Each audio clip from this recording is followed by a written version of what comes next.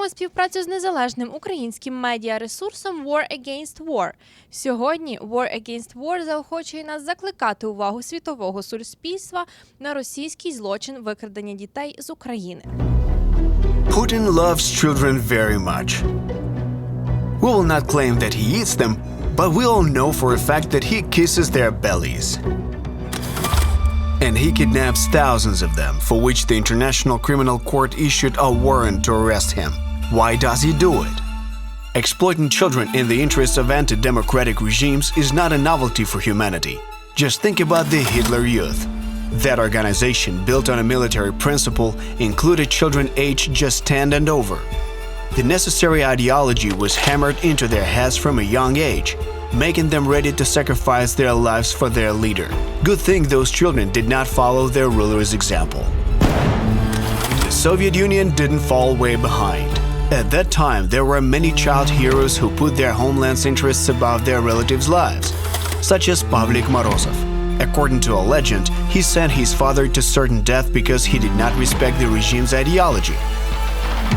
The same image in modern Russia has, for example, this boy Lyosha.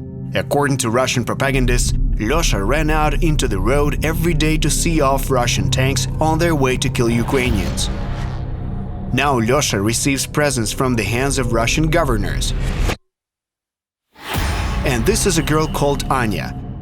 She is very grateful to Mr. Yuri, who rescued her from Mariupol, where nobody needed to be saved until February 24th.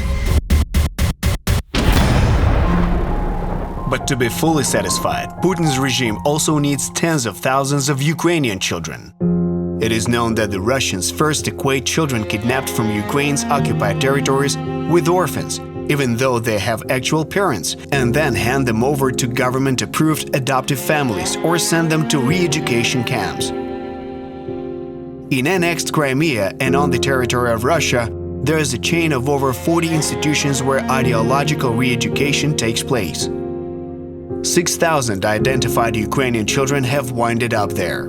At the same time, the Ministry of Defense of the Russian Federation officially declares to have forcibly deported over 300,000 children to the territory of Russia. This in itself is a violation of the Geneva Convention relative to the protection of civilian persons in time of war. Russia has already simplified the process for acquiring citizenship for Ukrainian children who do not have guardians.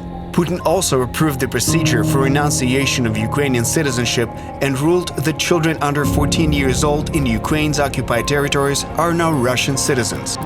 This aspect with the forced change of citizenship is evidence of another crime. As of June 1st, Ukraine returned only a small percentage of all kidnapped children. Russia simply does not want to return the kids because each of them is a new witness of its committed crime. Moreover, the system of ideological re-education of Ukrainian children in Russia is not just unhidden, but disguised as a charity. Children should not be an instrument of war. Children should not be an instrument of a regime. Children should not be an instrument of manipulation and blackmail by a UN member state. Children are not a weapon.